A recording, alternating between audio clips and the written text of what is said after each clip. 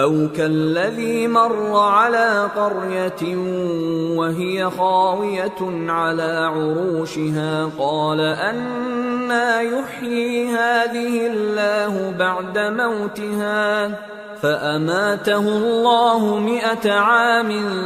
ثُمَّ بَعَثَهُ قَالَ كَمْ لَبِثْتَ؟ قَالَ لَبِثْتُ يَوْمًا أَوْ بَعْضَ يَوْمٍ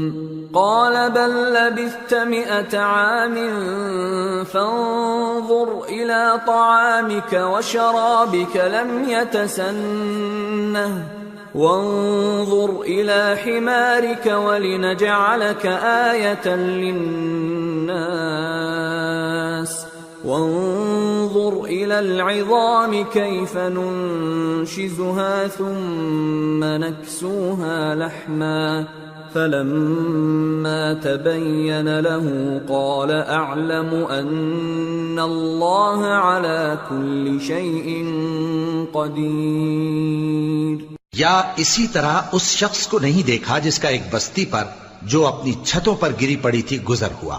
تو اس نے کہا کہ اللہ اس کے باشندوں کو مرنے کے بعد کیوں کر زندہ کرے گا؟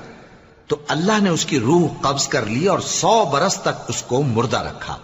پھر اس کو جلا اٹھایا اور پوچھا تم کتنا عرصہ مرے پڑے رہے ہو؟ اس نے جواب دیا کہ 1 دن یا اس سے بھی کم۔ اللہ نے فرمایا نہیں بلکہ 100 برس مرے رہے ہو، اور اپنے کھانے پینے کی چیزوں کو دیکھو کہ اتنی مدت میں مطلق سڑی بسی نہیں، اور اپنے گدھے کو بھی دیکھو جو مرا پڑا ہے۔ غرض ان باتوں سے یہ ہے کہ ہم تم کو لوگوں کے لیے اپنی قدرت کی نشانی بنائیں، اور ہاں گدھے کی ہڈیوں کو دیکھو کہ ہم ان کو کس طرح جوڑے دیتے اور ان پر کس طرح گوشت پوست چڑھائے دیتے ہیں۔ جب یہ واقعات اس کے مشاہدے میں آئے تو بول اٹھا کہ میں یقین کرتا ہوں کہ اللہ ہر چیز پر قادر